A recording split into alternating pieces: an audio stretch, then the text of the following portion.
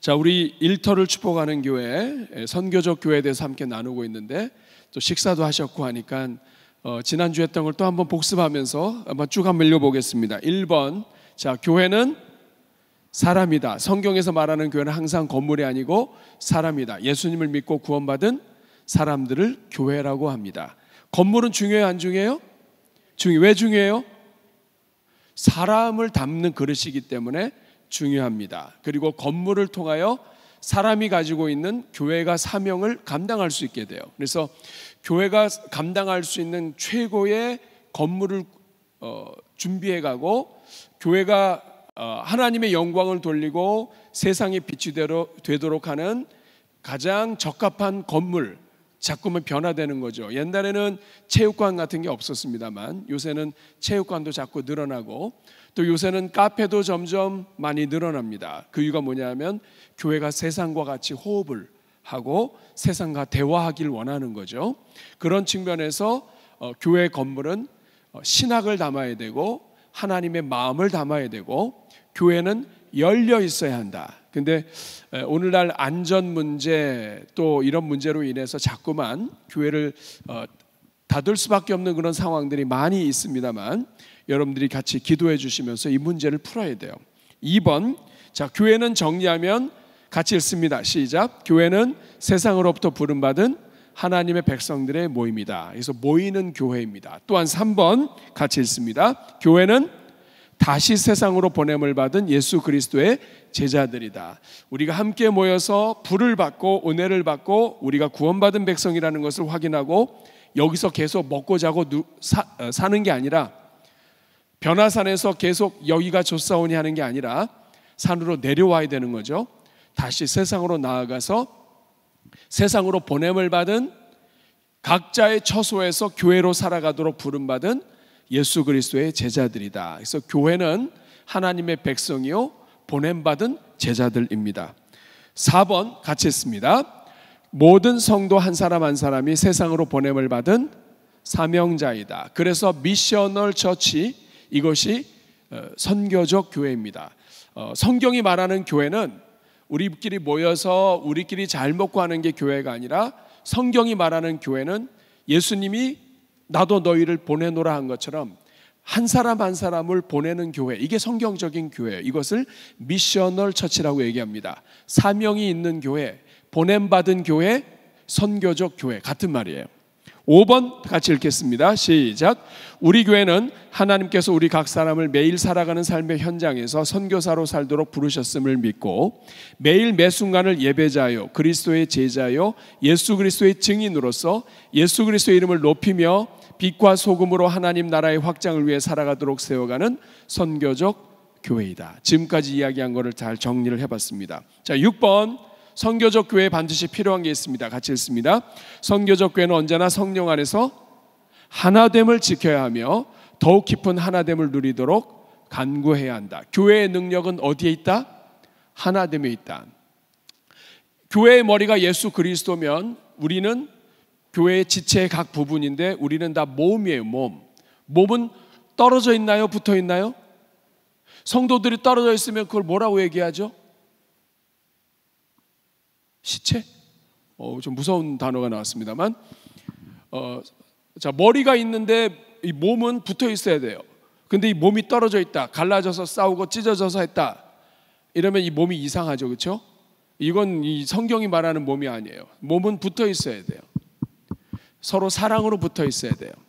우리가 뛰고 싶다고 뛸 수 없습니다. 내가 너 미워 그런다고 뛰어지면 좋게 해요. 안 뛰어집니다. 몸은 예수 그리스도가 머리고 우린 다 몸이기 때문에 이거는 욕해도 붙어 있어야 되고요, 미워해도 붙어 있어야 되고요, 원수를 맺어도 붙어 있어야 돼요.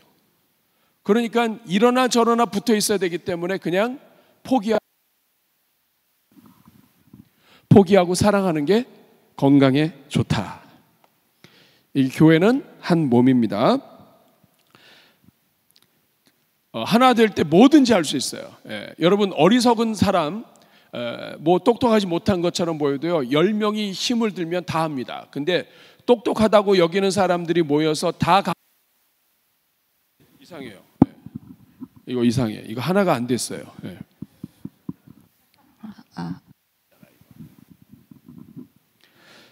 배터리와 마이크가 하나가 돼야 돼. 그래도 빨리빨리 뛰어나서 감사합니다. 전에는 저 2층에서 점프를 해서 내려갔어야 되는데 어디까지 얘기했죠? 하나 돼야 된다. 하나 된다. 교회는 하나 되면 다 할 수 있어요. 여러분, 똑똑한 사람들이 다 나오고 좋은 인류대에 나와서 교회가 세워지면 그 교회가 건강할까요? 꼭 그렇지 않아요. 하나 되지 않는 교회는 어떤 능력도 발휘할 수 없습니다. 전도도 안 돼요. 영혼 구원도 안 돼요. 안 돼요. 미련해 보이는 것처럼 보여도 하나 된 교회는 세상이 감당 못합니다. 이것을 여러분 항상 기억을 해야 돼요. 그래서 하나 되어 주는 것, 성령이 하나 되게 하신 것을 힘써 지키는 것, 이미 우리는 성령 안에서 하나 됐단 말이에요. 이거를 사랑으로 실천하며 하나됨을 이루는 것, 이게 하나님이 역사하시는 방법이에요. 교회는 그렇습니다. 머리가 미련해도 하나 되면 다 할 수 있어요. 반대로 아무리 머리가 똑똑해도 하나 되지 않으면 아무것도 못합니다. 이게 교회예요. 이게 교회의 원리예요. 부서도 마찬가지고 목장도 마찬가지예요. 교회는 하나 되면 다 할 수 있어요. 따라하겠습니다. 교회는 하나 되면 만사형통이다. 물론 교회가 하나 됐는데 잘못 의사결정할 수 있어요. 그러나 잘못 의사결정해도 하나 되면 문제 푸는 게 빠릅니다. 잘못된 길을 갔다 할지라도 이 부분에 있어서 모두가 하나 되면 이 부분에 대해서 다 같이 회개하고 다시 시작하면 돼요. 그런데 그게 아니고 하나 되지 않고 갈라지면 이거는 쓸데가 없어요. 교회는 능력을 상실해요.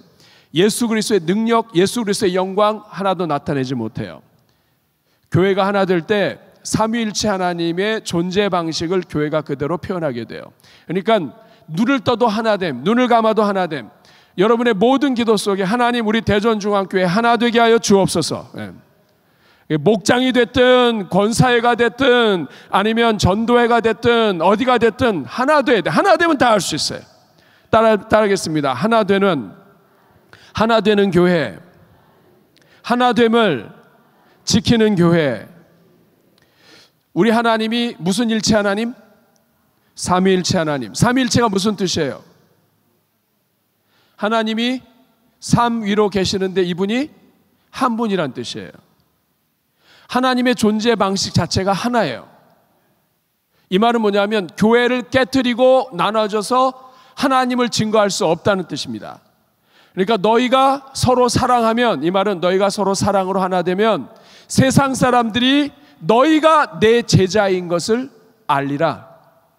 교회가 하나 될 때 세상이 교회를 향해서 이건 그리스도의 제자구나. 하나님 삼위일체 하나님이 사랑의 하나님이요, 하나님은 사랑이시요, 예수 그리스도는 사랑으로 이 땅에 오셨고 성령 하나님께서는 이 사랑으로 모든 영혼들 가운데 거하시는데, 이 하나님을 믿으면서 교회가 사랑으로 하나가 안 된다. 그건 그리스도의 몸이 아닌 거예요. 여러분, 머리와 몸이 따로 놀면 이걸 뭐라 그러죠? 괴물? 정상이 아니죠. 그래서 여러분, 교회가 하나 되는 게 그렇게 중요해요. 교회가 하나됨이 깨지면 전도가 안 됩니다. 그러니까 가정도 마찬가지예요.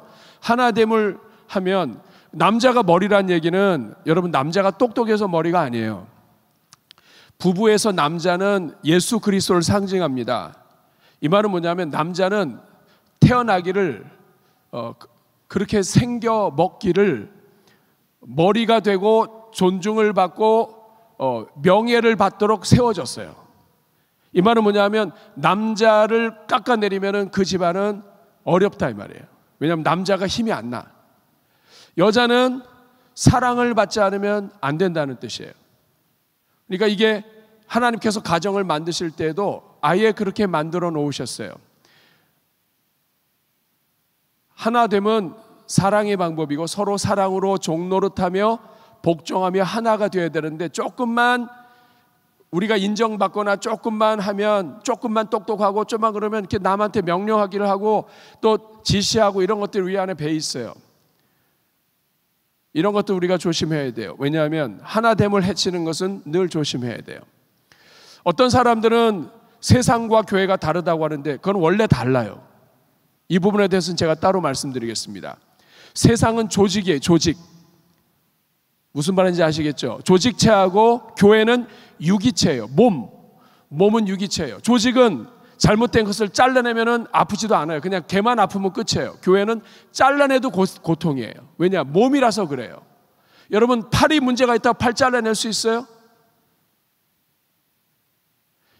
교회가 그리스도의 몸이란 얘기는 조직체가 아니라 유기체예요. 근데 세상에서 성공하거나 세상에서 이 기업체나 이런 거에 밝은 사람들이 이거 실수예요. 저도 직장 생활을 하고 SK그룹의 유공에 있었습니다.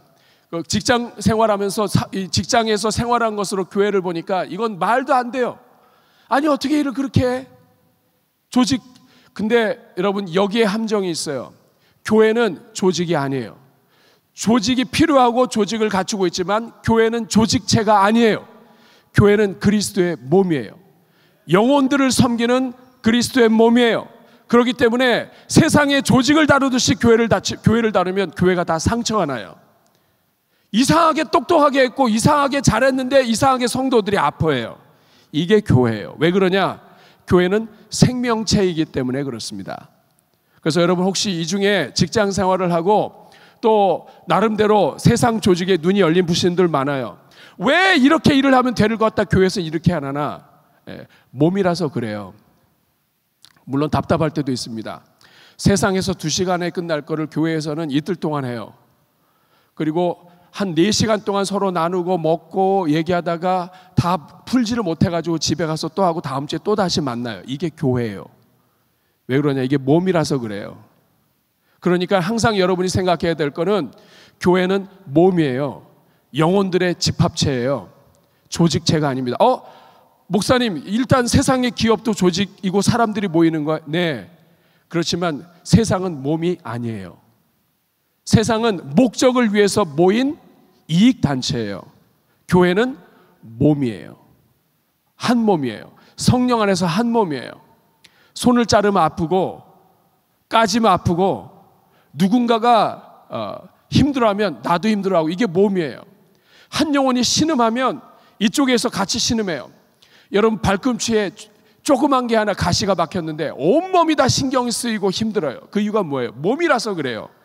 교회는 그렇습니다. 잘해놓고도 한 영혼이 아프면 그것 때문에 힘들어하는 게 교회예요. 그래서 여러분 이것을 기억을 하셔야 돼요. 교회가 유기체, 조직체에 대한 문제는 다시 말씀을 드리도록 하겠습니다. 7번 같이 했습니다. 시작. 교회가 하나 될 때 교회는 세상으로 하여금 사랑이신 하나님과 예수 그리스도를 강력하게 선포할 수 있게 되며 구원의 역사를 계속해서 감당할 수 있게 된다. 8번 선교적 교회는 우리를 위해 이 땅에 오신 예수님을 따라 성육신적인 삶을 살아가는 교회다. 기억나시죠? 하나님은 죄인들을 위하여 이 땅에 오셨는데 이 땅에 있는 교회는 이 땅에 오신 예수님을 믿고 너무 은혜 받으면서 이 땅에 있는 교회는 세상으로 스며들지 않으면 안 돼요. 우리 주님이 하늘 보좌를 버리고 이 땅에 오신 것처럼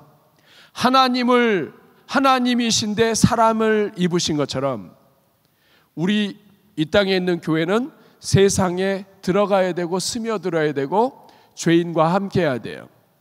예수님께서는 이 땅에 오셔서 죄인들과 함께 하셨고 죄인들과 먹고 마셨고 죄인들 속에서 고생하시다가 죽으실 때도 양옆에 십자가 옆에 강도, 다른 말로 이야기하면 죄인이에요. 죄인 사이에서 예수님이 죽으셨어요.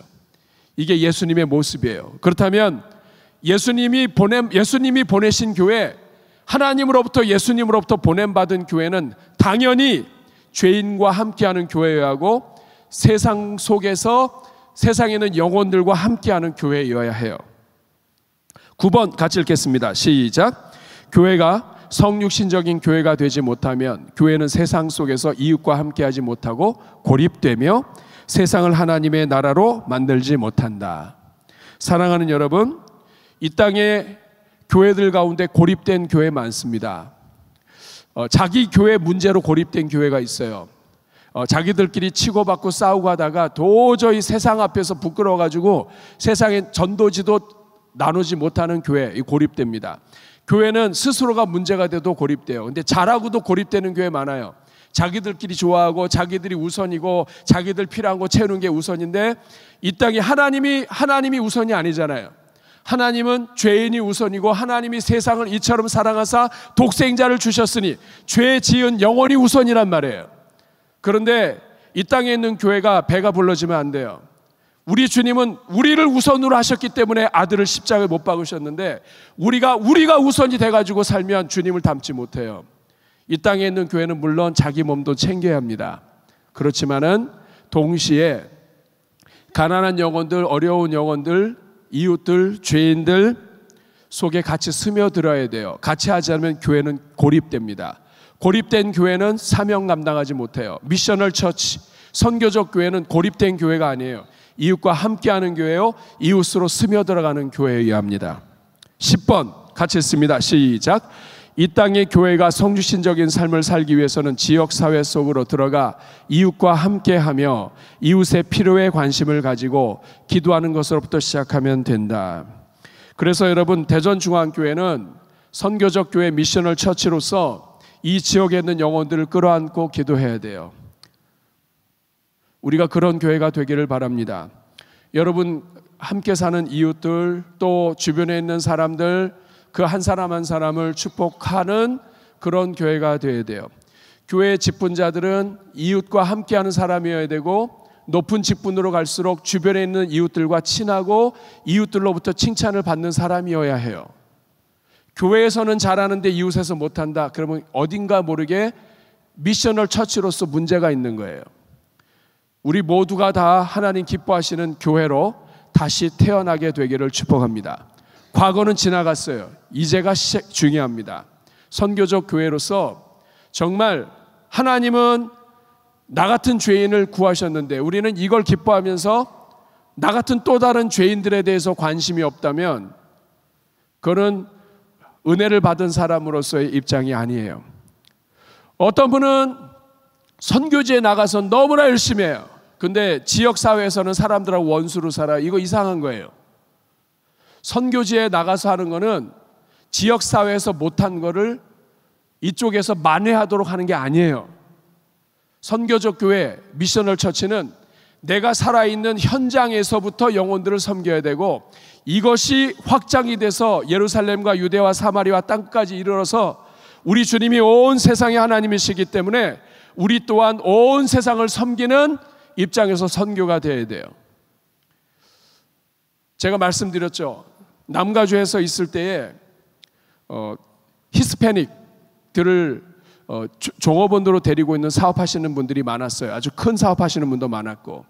근데 이분이 매번 선교를 가면서 멕시코에 가서 막 영혼들을 위해서 막 축복해요.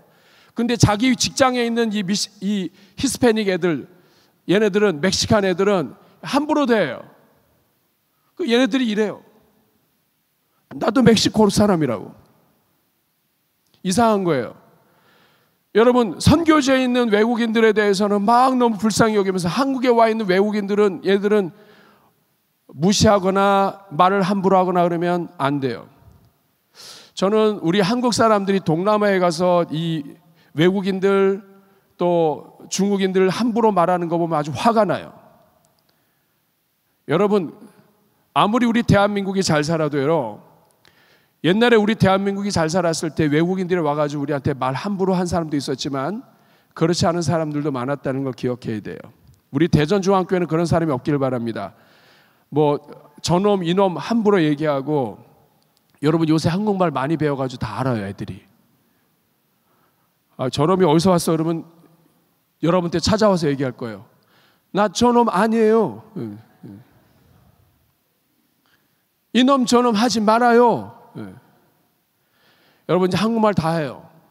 한국말 요새 인기입니다, 여러분. 캄보디아, 미얀마 가도 애들이 기본 한국말 인사 다 하더라고요. 한국말 언어 배워서 직장에 한국에 나오는 게 걔네들 꿈이에요. 우리 대한민국 사람들이 땅도 작은데 또 자부심이 있어가지고 중국 사람들 떼놈 하면서 함부로 얘기하고 뭐 중국에 가면은 막 저놈 이놈 막 하고 그런 것 때문에 결국 손해보는 게 우리 한국 사람들 아니에요.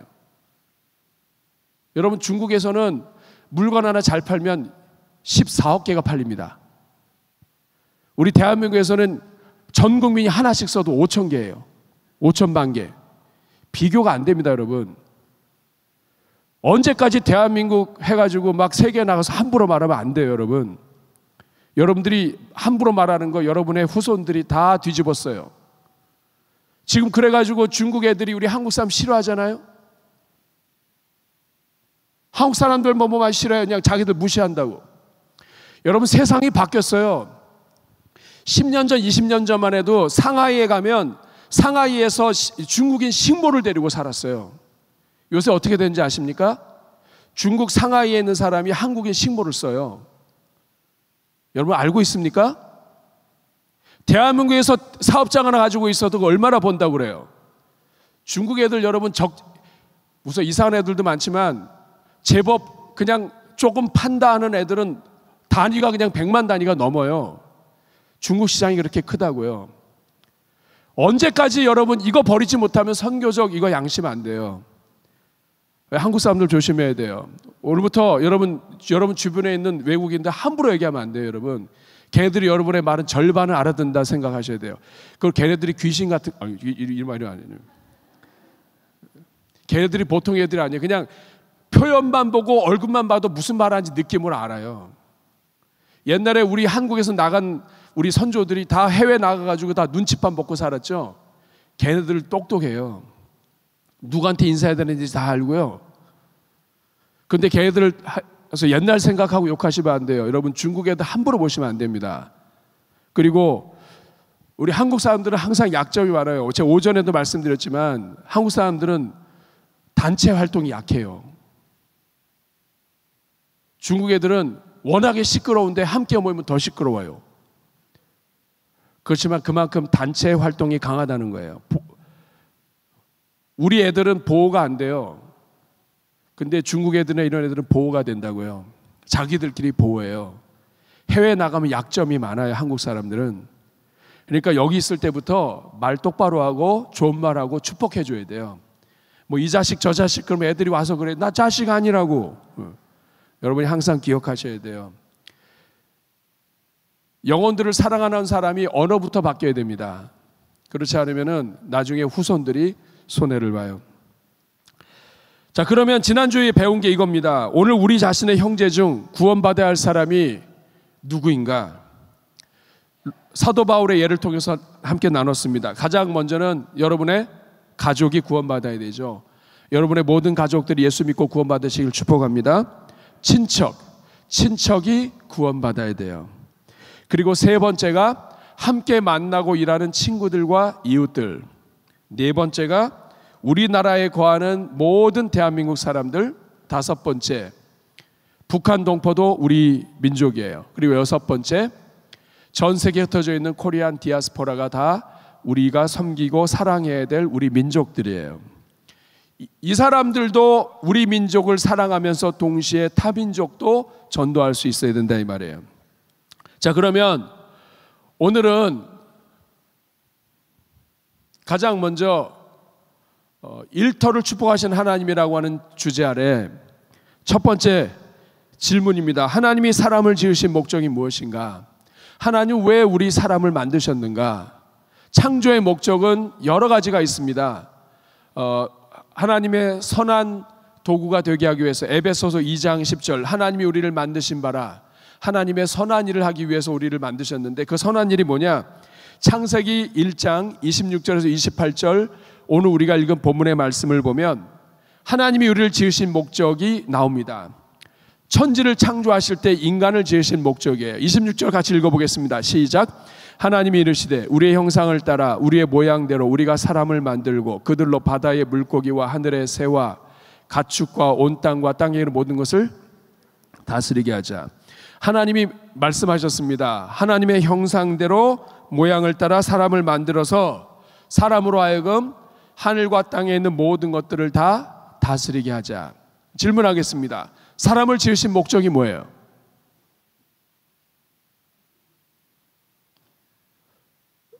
눈을 뜨고 조시는 건 아니죠 지금. 사람을 지으신 목적이 뭐예요? 이럴 땐 센스 있게 구절을 다시 띄워줘야죠. 방송실에서 26절을 다시 한번 띄워줘야죠. 네. 서로 이렇게 자, 모든 것을 26절 뒷배분에 보면 뭐라고 되어 있습니까? 다스리게 하자. 따라하겠습니다. 다스리게 하자. 자, 하나님이 다스려야 되는데 인간을 만드시고 인간으로 하여금 다스리게 하자. 이 말은 뭐냐면 인간은 하나님의 대리자란 뜻입니다. 하나님의 대리자로 다스리게 하자. 그래서 27절, 그래서 하나님이 자기 형상 곧 하나님의 형상대로 사람을 지으십니다. 하나님을 다 함께 지으셔요.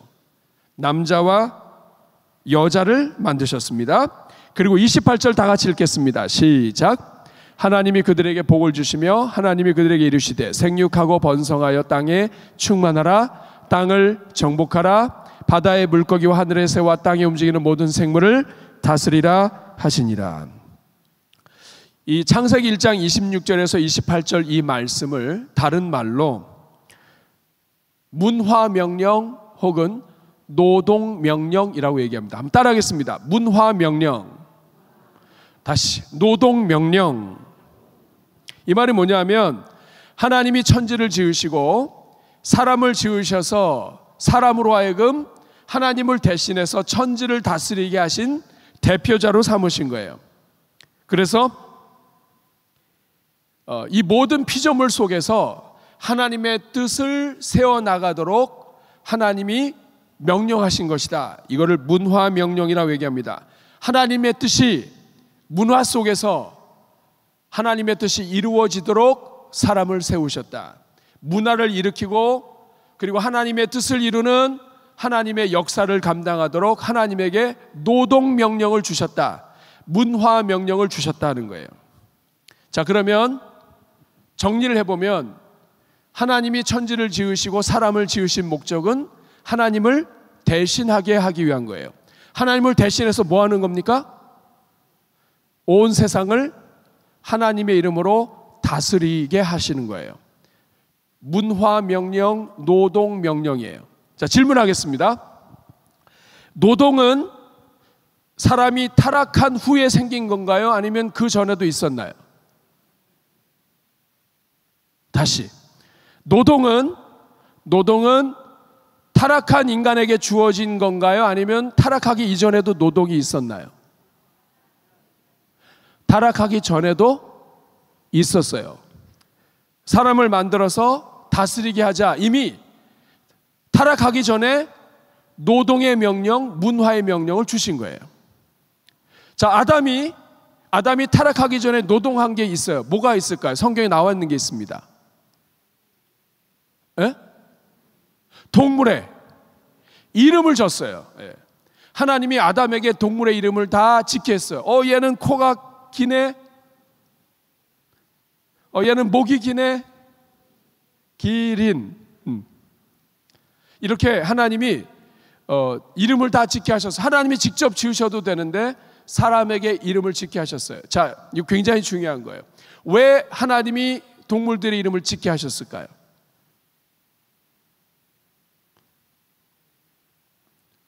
사람이 자기가 낳았어요? 안 낳았어요. 근데 이름을 줬어요. 이름을 줬다는 게 무슨 뜻인가요? 그 동물들에 대한 주권이 있는 거예요. 하나님이 허락하신 주권이 있는 거예요.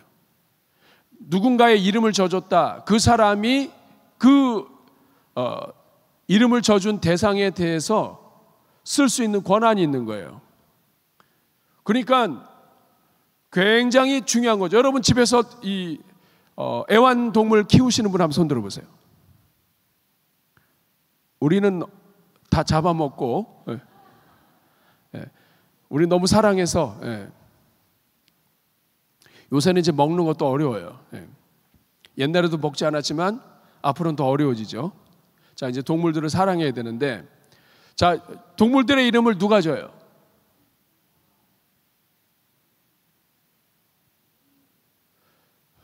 그 동물 농장이나 동물 집에서 이렇게 그 살 때 젖어와요? 아니면 집에 와서 져요? 집에 와서 져요. 아빠가 져요, 엄마가 져요, 애들이 져요. 사람이 져요. 그러니까 동물의 이름을 졌다는 얘기 뭐냐면 그 동물에 대한 주권과 여러 가지를 갖고 있다는 거예요. 사용권. 이름을 짓는다는 거 굉장히 중요해요. 누가 다스리는 존재냐? 사람이 동물을 다스린다. 그런데 안타깝게도 죄가 들어온 다음부터는 이게 다 깨져버렸어요. 여러분, 동물은 다스림의 대상이에요? 아니면 다스림을 받아야 될 대상이에요? 동물이 사람을 다스려요? 사람이 동물을 다스려요?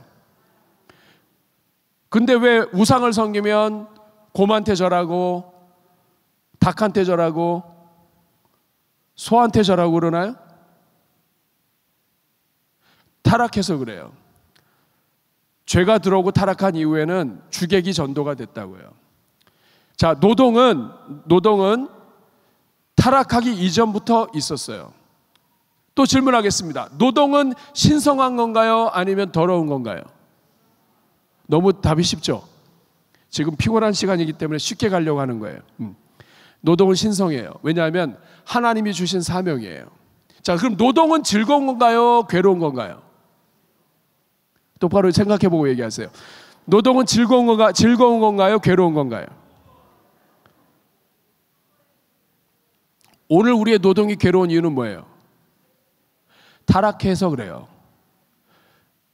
하나님이 처음에 우리한테 주신 명령은 하나님의 형상을 가지고 즐겁고 행복하게 하나님의 대리자로서 하는 건데, 죄가 들어오고 나서는 땅이 저주를 받아요.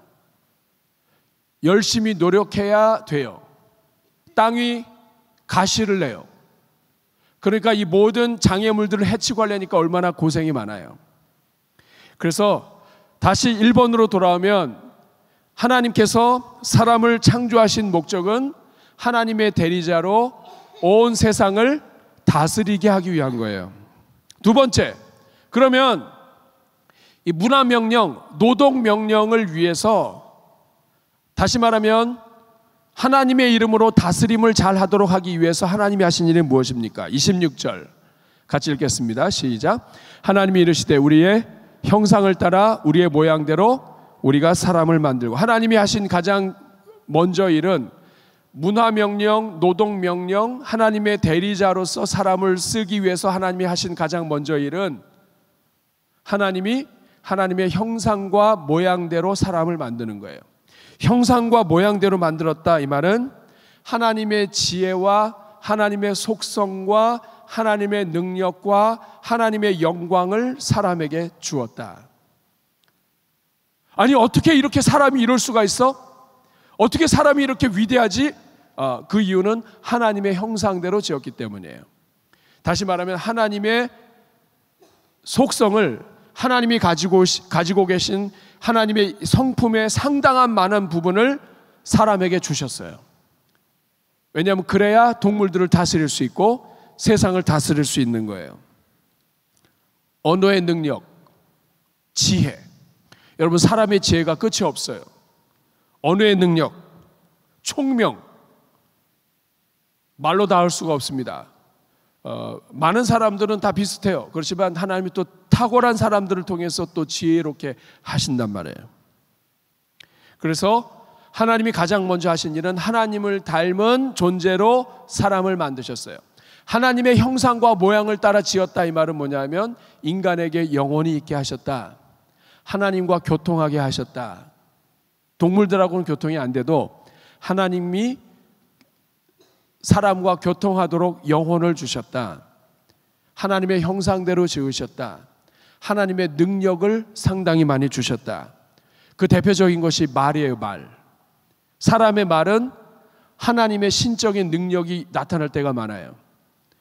축복하면 축복대로 이루어지고, 아이들을 향해서 저주하면 그 아이가 그 저주받고 꼬꾸라져요. 사람의 입술이 그만큼 능력이 많아요. 옆에 분 축복하겠습니다. 당신은 매우 아름다우십니다. 다시 한번, 세월이 흘러도 변함없이 아름다우십니다.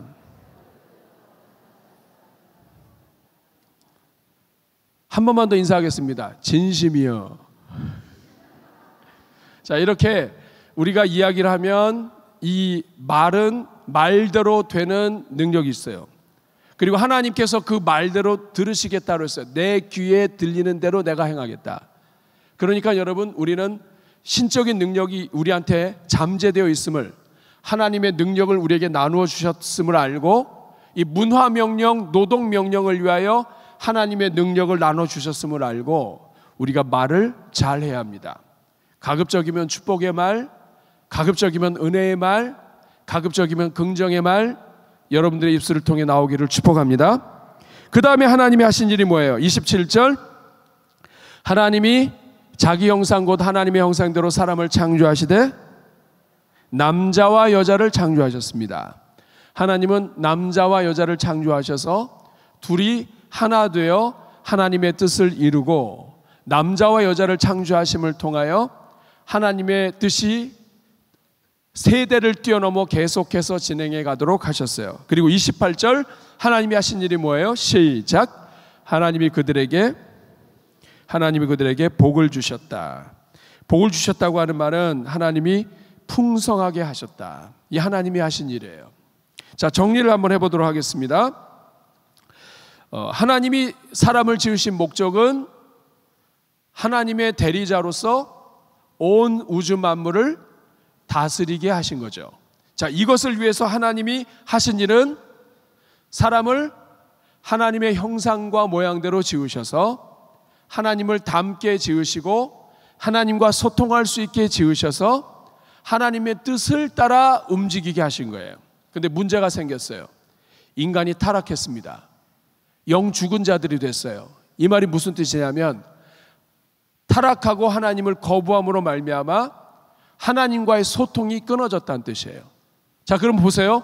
하나님의 형상대로 지음받아서 하나님의 뜻대로 이 세상을 다스려야 되는데 죄로 말미암아 하나님과의 대화가 끊겼어요. 이제는 하나님의 뜻이 아니라 내 뜻대로 세상을 마음대로 해요.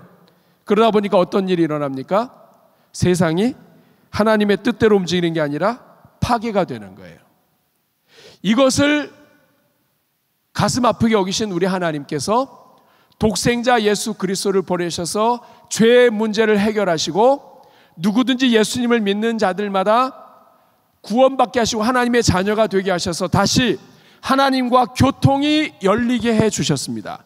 이 말은 뭐냐면, 타락한 인간은 하나님의 뜻대로 세상을 다스릴 수 없지만 회복된 인간, 구원받은 인간은, 구원받은 하나님의 백성, 하나님의 교회는 하나님의 뜻대로 세상을 회복할 수 있다는 뜻이에요.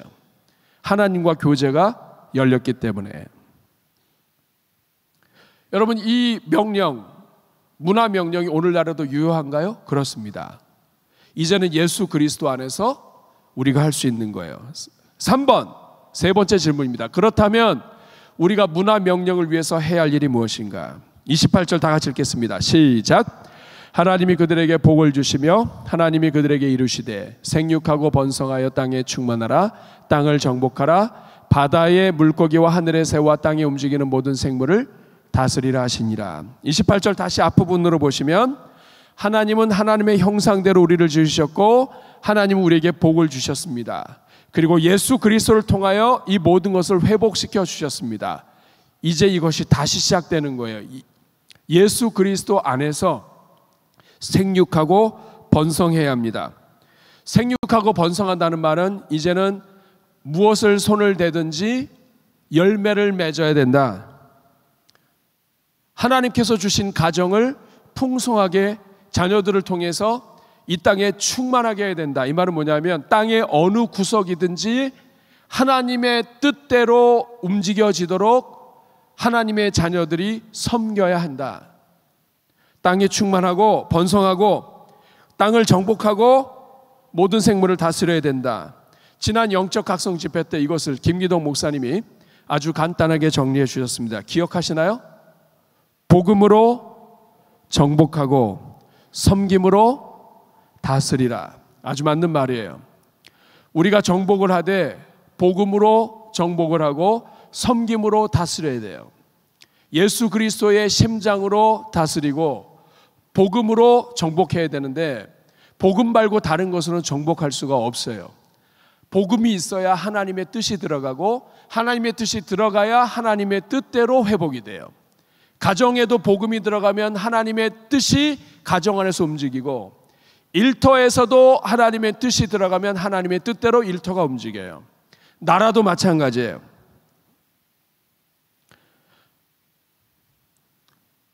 그러면 오늘 일터에 대한 부분인데, 자, 정리를 한번 해보겠습니다. 첫 번째 정리입니다. 같이 읽습니다. 시작.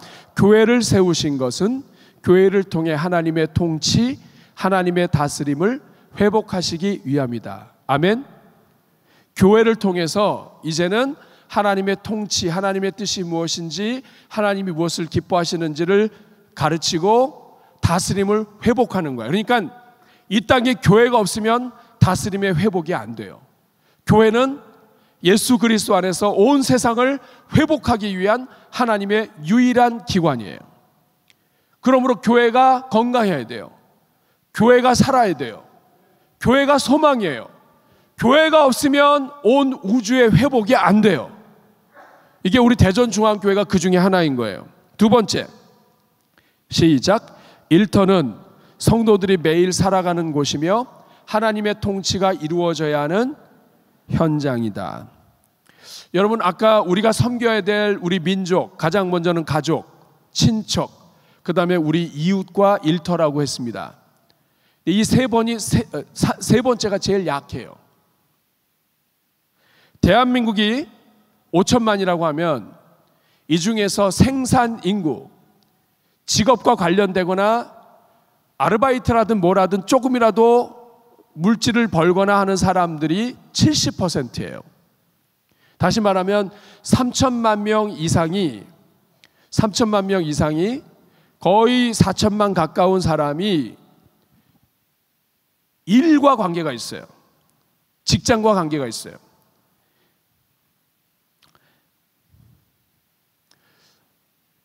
하나님께서 대전중앙교회를 세우신 것은 이 지역의 대전중앙교회를 통하여 이웃에게도 복음을 전하고 이 땅, 이 대전 땅, 대사동, 문화동, 또 이 중구를 중심으로 해서 흩어져 있는 성도들을 통해 살아가는 그 삶의 현장에 하나님의 뜻이 임하게 하는 거예요. 근데 그것만이 아니에요. 이 지역 일대 지역 사회에도 마찬가지고 대전 땅에서 일하는 일터에서 하나님의 뜻이 펼쳐지도록 하나님이 기대하고 교회를 세우시는 거예요. 그런데 우리 한국교회가 이 부분이 약점이에요. 교회에서 신앙생활을 하는데 일터에서는 하나님의 뜻을 드러내는 현장이 아니라 감추는 현장으로 많이 살았어요. 왜냐하면 떳떳하지 못해서 내가 집사인데 일터에 가서 집사라 얘기하면 네가 그러고도 집사냐 이 말이 나올 것 같으니까. 그런데 여러분, 이거 회복해야 돼요. 그래서 제자훈련하는 거예요. 왜 제자훈련하느냐? 내가 예수 그리스도 안에서 그리스도의 제자로 자신 있게 살아가도록 하지 않으면 민족 복음화가 안 돼요. 여러분, 대한민국 인구의 70%가 일하고 있어요. 그 70% 일하는 사람들에게 복음 전하지 않고 민족 복음화가 될 수 있어요? 없어요. 그러니까 민족 복음화가 이루어지려면 일터의 복음화가 이루어져야 돼요. 그래서 우리 대전중앙교회가, 우리 당회가 일터 선교 사역원을 세운 거예요. 일터에 있는 성도들을 축복하고, 그리고 일터에 있는 직장 생활하는 사람들과 조찬 기도를 하든지 뭘 하든지 직장 생활하는 사람들을 축복하고, 어떻게 하면 일터에서 기도할 수 있는지, 어떻게 하면 일터에서 하나님 기뻐하시는 삶을 살 수 있는지 격려하고자 하는 거예요. 이게 안 되면 민족 복음화 안 됩니다. 교회를 통해서 다스림을 회복해야 되는데 그 중에 일터가 굉장히 커요. 로마서 8장 19절에서 3번도 한번 읽어보겠습니다. 3번 시작. 일터로부터 삶의 모든 영역과 이 땅을 살아가는 피조세계의 모든 영역까지가 모두 회복되어야 할 영역인데 일터가 회복이 안 되면 민족 복음화가 안 됩니다. 로마서 8장 19절부터 22절 보면 피조물이 고대하는 바가 하나님의 아들이 나타나는 거라고 말해요. 20절에 피조물이 허무한데 굴복하는 것은 자기 뜻이 아니요 굴복하게 하신 이로 말미암음인데 21절에 그 바라는 것은 피조물도 썩어짐의 종노릇 한 데서 해방되어 하나님의 자녀들의 영광의 자유에 이르는 것이니라. 22절 피조물이 다 이제까지 함께 탄식하며 함께 고통을 겪고 있는 것을 우리가 아느니라. 죄로 가득한 욕심 가득한 인생들이 자원을 고갈하고 환경을 오염시켜서 피조세계 전체가 신음하고 있는 거예요. 교회가 세워진 이유는 이 땅에 있는 영혼들뿐만 아니라 피조세계 전체가 교회를 통하여 회복되는 겁니다. 하나님의 다스림이 교회를 통하여 회복되는 거예요. 환경 문제 교회가 섬겨야 돼요. 교회야말로 환경 문제 섬겨야 돼요. 왜냐하면 하나님이 창조주이시기 때문에 그래요. 피조물이 죄 때문에 탄식한단 말이에요. 교회가 앞장서서 환경 문제 섬겨야 되고요. 환경을 깨끗하게 하고 지역의 환경을 아름답게 하는 거. 범죄가 많은 도시, 교회가 세워지면 범죄가 줄어들어요. 이거 전 세계 통계예요. 교회가 든든히 세워지면 회복이 일어납니다. 대전도 마찬가지예요. 교회가 세워지는 곳에 하나님의 회복이 일어나게 해야 돼요. 피조물의 회복, 환경의 회복, 그리고 일터의 회복입니다. 사랑하는 여러분, 말씀을 맺도록 할게요. 예전에 CCC에 김준곤 목사님이 계셨습니다. 이분이 CCC를 통해서 시를 하나 지은 것이 있습니다. 그게 뭐냐면 그리스도의 계절이라고 하는 시예요. 민족의 가슴마다 피 묻은 그리스도를 심어, 민족의 모든 가슴마다 피 묻은 그리스도를 심어서 이 땅에 푸르고 푸른 그리스도의 계절이 오게 하소서. 이 땅에 하나님의 나라가 이루어지게 하옵소서. 모든 사람의 마음과 교회와 가정에도 하나님의 나라가 임하게 하여 주옵소서. 사랑하는 여러분, 예루살렘과 유대 사마리아 땅끝까지 이르러 복음이 전하되어야 됩니다. 이 가운데 가장 많은 사람들이 모여 있는 곳이 일터예요. 직장에서 예수 그리스도를 드러내지 않으면 민족 복음을 이룰 수 없고 나를 통한 하나님의 회복이 일어날 수가 없어요. 그렇다고 해서 이게 일터에 가가지고 막 내가 크리스찬이라고 하면서 이렇게 막 뛰라고 하는 게 아니에요. 사역 훈련하는 과정에 보면 저희가 일터에서 어떻게 해야 되는지를 이 교육 과정이 있어요. 파일럿 프로그램으로 해서 우리 교회에서 이걸 할 때 어떻게 될까 해서 사역 훈련 가운데 하고 있어요. 사랑하는 여러분, 일터가 회복되도록 기도하셔야 돼요. 다른 사람이 아니라 여러분이 일하고 여러분이 섬기는 일터가 하나님이 다스리시는 현장이 되도록 기도하셔야 돼요. 여러분이 자신이 없어도 이거는 기도하기 시작하셔야 돼요. 하나님, 제가 신앙생활 잘하지 못해서 부끄러운 것도 많습니다. 그러나 저 예수 그리스도의 복음으로 세워주시고 제가 일하는 현장에서 예수님의 향기를 나타내게 하여 주옵소서. 세상 사람들이 하는 것처럼 똑같이 하면 안 되죠. 언어와 이런 모든 것들 불편할 수 있어요. 그렇지만 이거 해야 됩니다. 그거 안 하면 하나님이 우리를 통해서는 한 구석이 비어버리게 돼요. 예루살렘과 유다와 사마리아 땅끝까지인데 가정에서, 친척에서, 직장 건너뛰고 세계로, 이게 안 된단 말이에요. 그 일터에서 안 하는 사람들이 그럼 친척들하고 잘하나? 잘 못해요. 이 말은 뭐냐면 내가 일터에서 예수 그리스도의 복음으로 내가 회복하고 기도가 회복되는 것이 가정과 친척들 가운데서 복음 전하는 것이 연결되어 있어요. 이걸 아시고 마귀는 자꾸만 우리로 하여금 네가 그렇게 하는 게 교회에 도움이 안 돼, 너 자신을 돌아봐, 이렇게 얘기할지 모르지만 이거 속아 넘어가면 안 돼요. 예수 그리스도의 이름으로 일어서셔야 돼요. 예수님의 복음을 선포하셔야 돼요. 이렇기 위해서는 먼저 내가 복음을 깨닫고 여러분 훈련 받으셔야 돼요. 예수 그리스도 안에서 내가 먼저 세워져야 돼요. 그렇게 하면서 하나님의 일꾼으로 일어서셔야 돼요. 대전중앙교회는 미셔널 처치, 선교적 교회예요. 세상에서는 이상하게 살다가 교회에서만 잘하면 안 돼요. 그러면 그건 일꾼이 아니에요. 진짜 일꾼은 복음의 일꾼이어야 돼요. 복음으로 일터를 다스리고 정복하고 복음으로 일터에서 빛의 사명을 감당해야 돼요. 앞으로는 그런 사람들이 더욱더 일꾼들로 세워질 수 있기를 축복합니다. 그런 교회가 되어야 교회가 소망이 있어요. 저는 우리 대전중앙교회 그렇게 되기를 간절히 축복합니다.